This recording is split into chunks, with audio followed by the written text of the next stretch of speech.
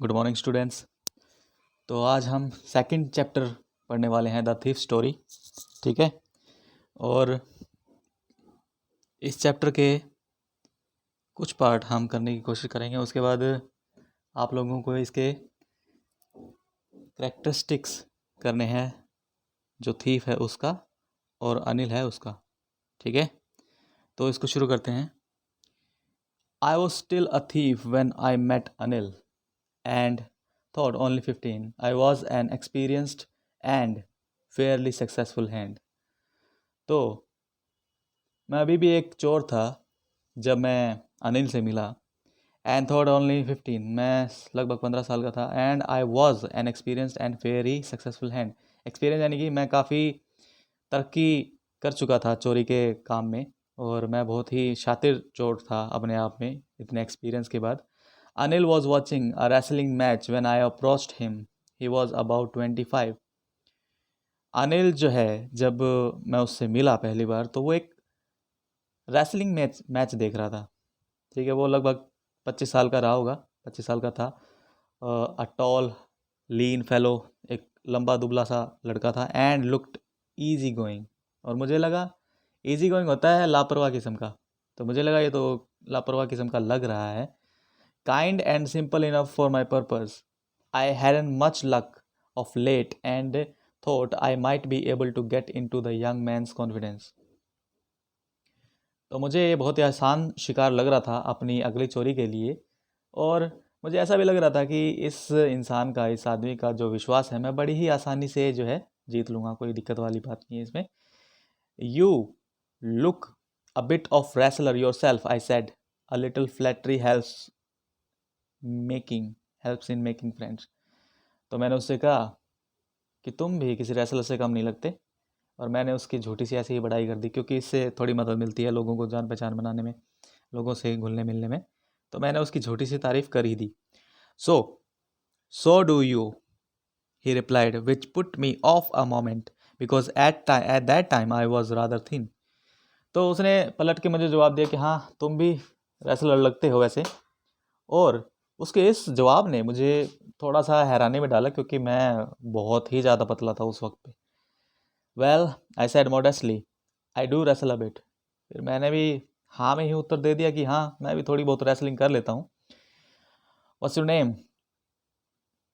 तो उसने मुझसे पूछा कि क्या नाम है तुम्हारा? हरे सिंह, मैंने झूठ बोला। I took a new name every month that kept me ahead of police and my former employers. ठीक है, तो मैंने उससे झूठ नाम बोल दिया कि हरी सिंह मेरा नाम है, और मैं हर महीने अपना नाम जो है बदलता रहता था, जो कि मुझे थोड़ा सा बचा के रखता था पुलिस और जो मेरे पुराने एम्प्लॉयर्स, यानी कि जो मुझे नौकरी पे रखते थे, उनसे बचा के रखता था। तो मैं हर महीने अपना नाम जो है बदल लेता था सेफ्टी के लिए।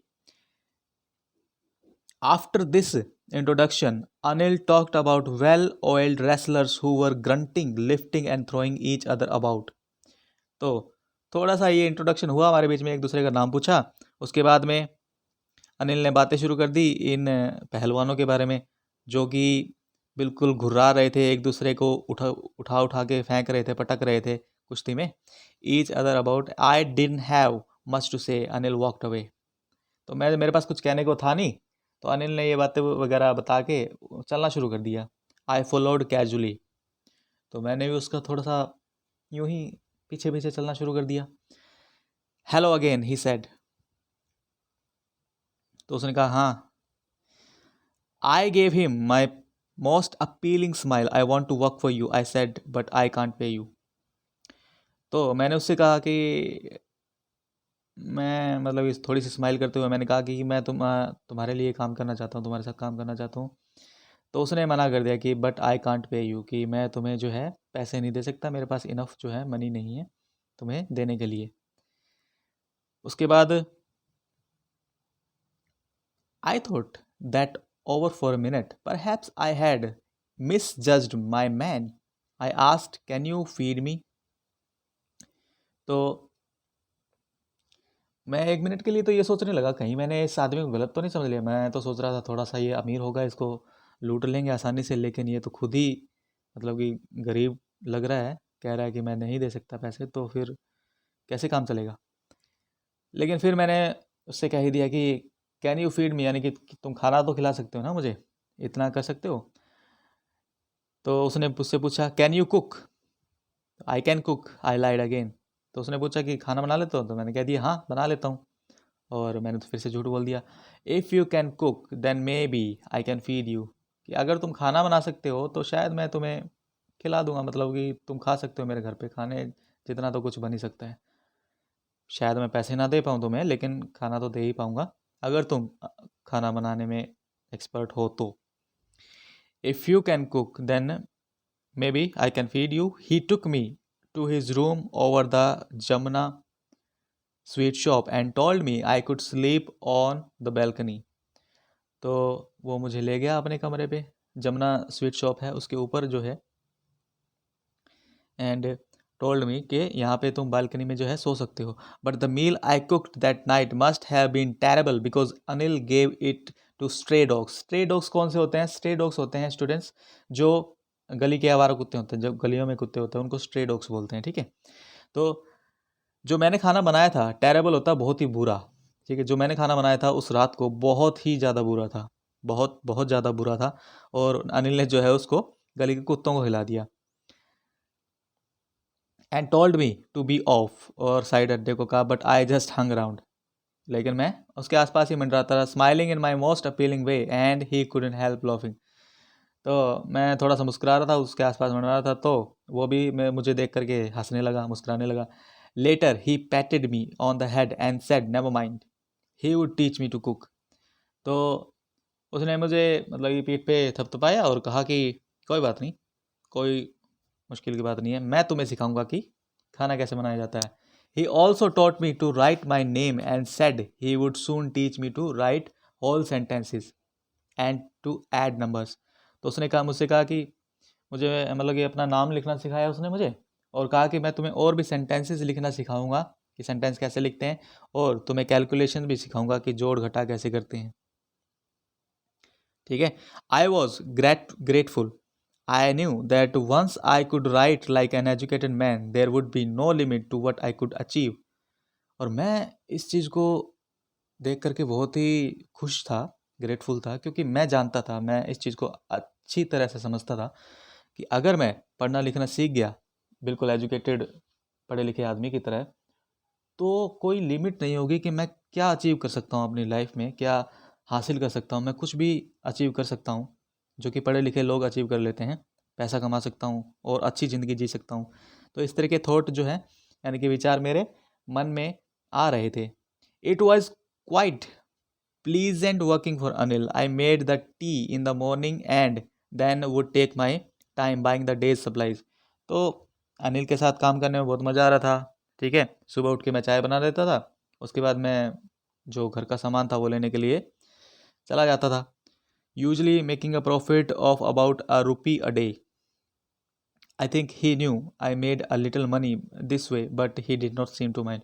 और मैं इस हिसाब से मतलब कि जब शॉपिंग वगैरह करता था तो उसमें से 1 रुपया बचा लेता था हमेशा अपने लिए। और अनिल को भी शायद ये बात पता थी, लेकिन उसने कभी माइंड नहीं किया, उसने कभी ध्यान नहीं दिया। उसने सोचा कि चलो कोई बात नहीं, 1 ही रुपया है, कोई दिक्कत नहीं है। उसके बाद Anil made money by fits and starts. अब फिट्स एंड स्टार्ट क्या होते हैं? फिट्स एंड स्टार्ट होते हैं कि कभी, जैसे कि अगर कोई आदमी काम करने जा रहा है तो आज उसने कमा लिया कुछ, कल शायद नहीं कमा पाएगा, फिर परसों कुछ कमा लिया, अगले दिन कुछ नहीं कमा पाएगा। तो कभी कभार कमाता है, यानी कि एक दिन में कभी कमा लिया, फिर 2 दिन खाली रह गया, फिर एक दिन में कमा लिया, ऐसा कुछ था उसका। तो उसको बोलते हैं फिट्स एंड स्टार्ट्स, ठीक है। तो Anil made money by fits and start, बहुत ही ऐसे ही रैंडमली कुछ पैसे कमाता था। He would borrow 1 week lend the next. तो वो क्या करता था, एक हफ्ते उधार लेता था, दूसरे हफ्ते में उसको चुकाता था। इस तरीके से उसकी ज़िंदगी जो है चल रही थी। He kept worrying about his next cheque. और वो हमेशा अपने नेक्स्ट जो चेक मिलने वाला, चेक यानी कि पैसों का जो चेक मिलने वाला था अपनी किसी कंपनी से, उसके बारे में चिंतित रहता था, परेशान रहता था। But as soon as it arrived he would go out and celebrate. It seems he wrote for magazines, a queer way to make a living. तो जैसे ही वो चेक आता था उसके पास, वो उसे बाहर जाता और उड़ा देता, सेलिब्रेट करता। खुशियाँ मनाता, ठीक है, खर्च कर देता था। और वो मुझे लगता है कि मैगजीन्स के लिए लिखता था अ क्वीर वे। क्वीर क्या होता है? अजीब सा, अलग तरीके का। तो एक अजीब सा उसका एक तरीका था पैसे कमाने का। One evening he came home with a small bundle of notes saying he had just sold a book to a publisher. एक रात को वो आया, उसके हाथ में एक बंडल था पैसों का, नोट्स का, और उसमें उसने कहा कि मुझे बताया उसने कि उसने अभी अभी एक मतलब कि पब्लिशर को अपनी बुक बेची है। At night I saw him tuck the money under the mattress. तो मैंने देखा कि वो अपने मैट्रेस के नीचे अपने जो है पैसे रख रहा है। I had been working for Anil for almost a month and apart from cheating on the shopping had not done anything in my line of work. I had every opportunity for doing so. तो मुझे लगभग 1 महीना हो गया था अनिल के साथ काम करते हुए, लेकिन शॉपिंग में 1-आधा रुपया मैं चुरा लेता था या बना लेता था। उसके अलावा मैंने कोई भी बड़ी, जो जिसे हम चोरी कह सकते हैं, बड़ा काम कह सकते हैं मेरे करियर के हिसाब से, वो मैंने अब तक नहीं किया था। I had never had an ever opportunity to for do so. ऐसी अपॉर्चुनिटी नहीं आई, वो गरीब था। Anil had given me a key to door and I could come and go as I pleased. तो अनिल ने अपने कमरे की चाबी मुझे दे रखी थी कि मैं कभी भी आ जा सकता था वहाँ पे। He was the most trusting person I had ever met. तो वो सबसे ऐसा विश्वासी इंसान मिला अपनी ज़िंदगी में जो मैंने कभी अपनी ज़िंदगी में देखा ही नहीं था। ऐसा कोई इंसान मुझे नहीं मिलता जो इतना ट्रस्ट कर जाए किसी अजनबी पे। And that is why it was so difficult to rob him. It's easy to rob a greedy man. और इसीलिए उसको जो लूटना या उसके घर पे चोरी करना बहुत ही मुश्किल था, क्योंकि वो बहुत ट्रस्ट करता था मुझ पर। अब बहुत आसान है किसी लालची आदमी को लूटना, because he can afford to be robbed. वो आसानी से अफोर्ड कर सकता है, क्योंकि लालची आदमी के पास पैसा होगा तो थोड़ा बहुत उससे चुरा लिया तो उसे फ़र्क नहीं पड़ेगा। But it's difficult to rob a careless man. Sometimes he doesn't even notice he have been is been robbed and that takes all the pleasure out of the work. लेकिन कभी कभार जो ऐसे लोग होते हैं, अनिल जैसे केयरलेस आदमी जिनको कोई परवाह नहीं होती, उन्हें लूटना बड़ा मुश्किल हो जाता है, क्योंकि कभी कभी तो उनको पता ही नहीं चलता कि उन्हें लूटा जा रहा है। और इस एक बात की वजह से सारा मज़ा किरकिरा हो जाता है चोरी का, कि अगर उस इंसान को पता ही नहीं लग रहा कि उसे लूट लिया गया है तो फिर फ़ायदा क्या। Well, it's time I did some real work. I told myself I am out of practice and if I don't take the money, he will only waste it on his friends. After all, he doesn't even pay me. तो मैंने अपने आप को समझाया कि अब वो वक्त आ गया है जब असली काम करने का वक्त आ गया है। और मैंने अपने आप से कहा कि वैसे भी मैं आउट ऑफ प्रैक्टिस चल रहा हूँ, यानी कि मैंने कई दिनों से कोई बड़ा हाथ मारा नहीं है, तो कहीं ऐसा तो नहीं कि मैं अपना जो कला है, जो अपनी चोरी करने की एक तरकीबें हैं, वो मैं भूल गया हूँ। If I don't take the money, अगर मैं पैसे नहीं भी लेता, he will only waste it on his friends. After all he doesn't even pay me. अगर मैं पैसे नहीं भी ले जाता तब भी उसे बर्बादी करने, अपने दोस्तों को उड़ा देने हैं, ठीक है। और मुझे एक और बहाना ये मिला कि वैसे भी क्या फ़र्क पड़ता है वो मुझे कौन सा पैसे दे रहा है। तो मैंने अपने आप को 2-3 ऐसे रीज़न्स दिए, ऐसे कारण दिए जिससे मैं उसे लूट पाऊँ आसानी से। तो आज इस चैप्टर को हम यहीं तक पढ़ेंगे और अनिल का कैरेक्टरिस्टिक आपको लिखना है इसमें, या फिर अनिल का रहने देना, आप लिखना उस थीफ का कैरेक्टरिस्टिक लिखना, ओके। और इसको शेयर करना, ठीक है। और बाकी लेसन कल कंप्लीट करेंगे। तो आज के लिए इतना ही।